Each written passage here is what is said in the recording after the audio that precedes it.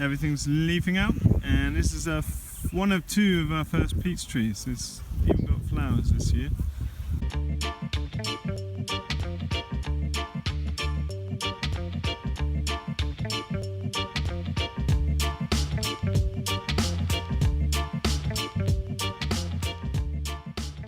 It's morning chore time. We've been moving the layers with our group, and they're learning about the water systems and broilers here with the broiler team.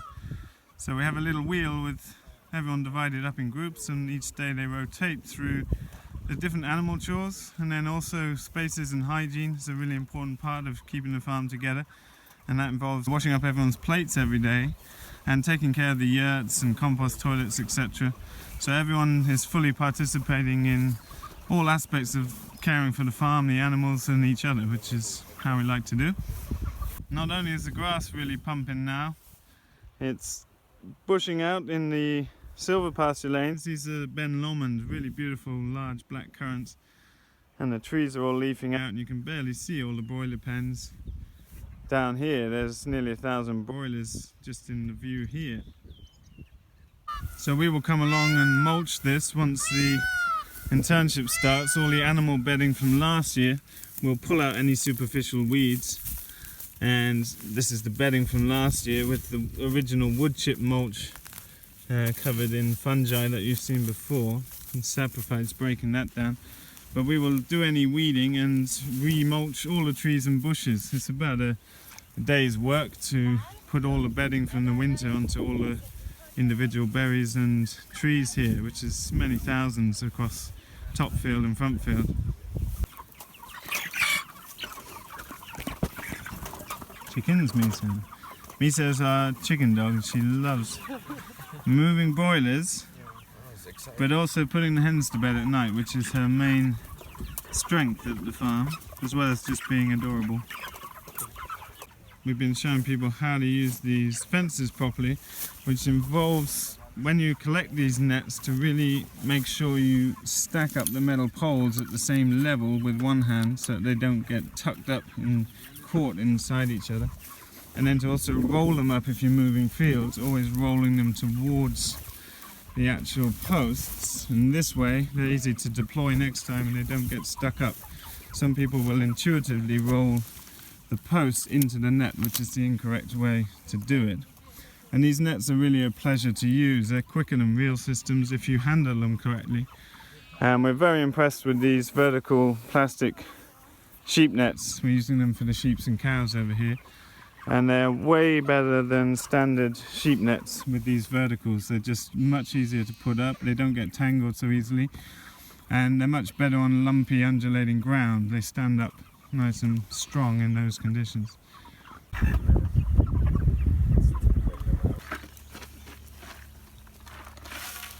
More wood chips everywhere. We're doing a last major layer of wood chips this year after putting the last of the major compost applications on.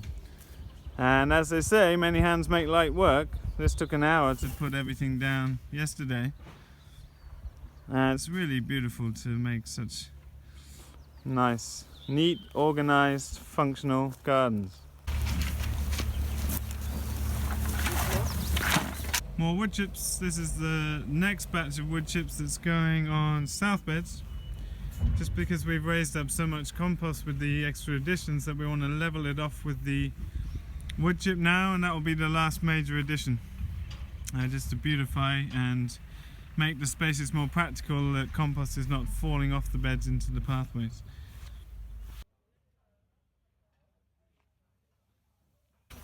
Here's our brewer with our weekly spent grain delivery for hungry piggies. We're looking at design process and how to begin with design, and we've just been looking at Mexico City, one of the most water scarce cities in the world with 22 million people, and we've just been using catchment calculations and our understanding of main ridges, primary valleys, and we've ascertained that 23 million people have 200 IBCs, that's 1,000 litre tote, each landing in their watershed that used to supply this amazing lake is where you find the remnants of the Chinampas in Xochimilco. By defining the main ridge and understanding how much rainfall lands in this region within a year, which filled that huge lake. And Mexico City today is a sprawling metropolis with the last remnants of these amazing water systems down in the south, which you can still visit today, which I highly recommend before they disappear. These were some of the best integrated aquaculture, perennial tree crop systems and vegetable pasture growing systems where intensive fish production irrigated these landscapes. The water in the city has dropped so much now that they are pump irrigating water onto any remaining small areas of vegetable and pasture production, which is ironic because the beauty of the system is that fish poo fertile water irrigated crops passively. The soil for all the fish poop fertile soil was dug onto these regions. And I had a tour with a biologist friend in Mexico, and it's just such an efficient system, which I've also seen in Southeast Asia.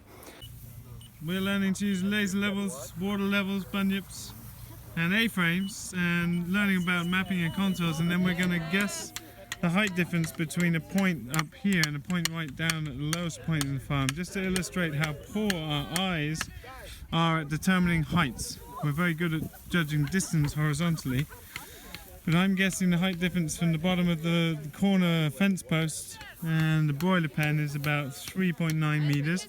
We've had guesses between 2.75 and 15, so it really illustrates the wide range of perception and why we need these tools to be able to mark lines on landscape, to move water passively, to lay out keyline designs, to put in guttering on buildings or building buildings. Really important to understand level and slope. 478, the verdict is out. Pretty good. That was measuring from the top of the boiler pan to the bottom of the fence post. It's very hard to guess, so it's an exercise in how bad our eyes are. Building begins. This is going to be our market garden wash station, and it's going to double up as a place to park.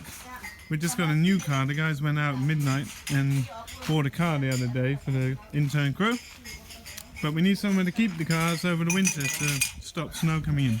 It's going to be quite a flat long roof and build out the free timber we've been collecting.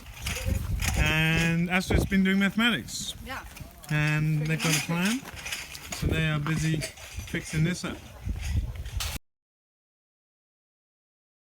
So we had a great session talking about design process, how to start with a blank slate and really get clear about your context, what it is you're shooting for in life, the quality of life you're looking for, the resources at your management, the money at your management, who the decision makers are in your business, farm, family, etc.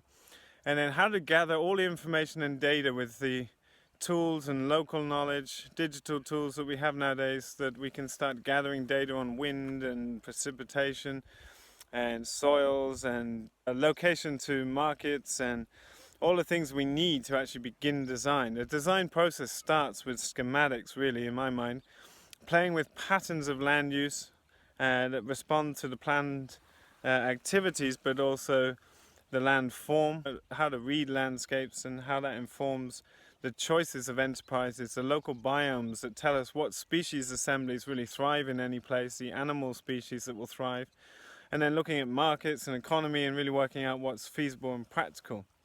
And then something we impress on people is the sort of time needed for these different enterprises, and sharing some of the enterprises here, both the economy but also the time inputs needed to run those enterprises, so they can be scaled up and down to meet your specific requirements once you're clear about your context, what you're willing to commit to achieve the quality of life and business you're looking for. Then we looked at some design examples, some of the work I've been doing in Mexico over the years and the sort of planned procedures I would run in that. We mentioned the scale of permanence, Yeoman's organizing framework for larger landscape design that's really influenced my design work for many years, and sort of played that out through design processes I've done in other parts of the world. And then we looked at a friend who studied a farm in Denmark, just looking at some of their contextual decision making and choices that they've created in starting up their market garden, pastured poultry operation and mob breeding of cattle for dairy and beef in Denmark. So super nice, and this evening we're starting to share participants' projects and things they're excited and passionate about, and we have a few evenings during the course where people have a slot to share what they're passionate about, and some of those projects will be real life final design projects with real context and budgets and design objectives that we'll be working on, and really getting people familiar with how to go away and do this stuff for themselves. Some really exciting days ahead, great weather today, we've got some rainy days coming up, and an amazing group, had a lot of fun today as always, and really excited for this group and this training. Gardens are looking awesome. Matt and Johanna have been off having meetings with the local restaurants who are buying mesclun mix and romaine heads. We're doing a large amount of rotations of romaine and mesclun, and we also have a lot of excess kale and things that we'll be selling off to restaurants. So just setting up meetings recently to secure the sale of a lot of fresh produce. The gardens are really starting to pump now, and we're going to be selling like many kilos of salad per week in a new plan that I've talked about in older videos, and it looks great, and people are really excited about the products, and we're really excited about the quality of the products we got out of the garden so far. And I'll be giving you updates on some of the economics of that and the practicalities, how that's shifting for us to be able to work with different delivery setups, and we'll also be exploring this Rico ring I've been mentioning as a different way to interface with customers. So a really exciting year for us. We're flexing in so many areas to find out what's the most efficient ways to do things, and the sort of supporting the other businesses locally that we'd really like to support also. It's nice and quiet in the brooder right now. It's interesting, these last two batches of birds have been more flighty. They're running disturbed when I come in, which the first batch didn't do at all. But that pecking we had in the first batch has disappeared with these two batches. So I don't know, it could have been overcrowding. There were more birds in those batches, but also it could have been the heat, because we were concentrating so much on getting the temperature up in the cold weather that we didn't cool them down quick enough over time. But that problem's disappeared and the birds seem great, so nice progress on this front. Thanks for watching our videos. Click subscribe if you want to keep up to date. It's great to share the season this way with you. A lot going on here in a very short time. It's a really inspiring place to be with all these amazing people. We've been filming today and yesterday, and the filming looks great. There's some great footage that Eric's doing for all the outside sessions, and great audio on the indoor sessions, so I'm really excited to review some of that tonight and then hear the participant shares. Getting an early night tonight, I'm a bit tired and looking forward to the days to come.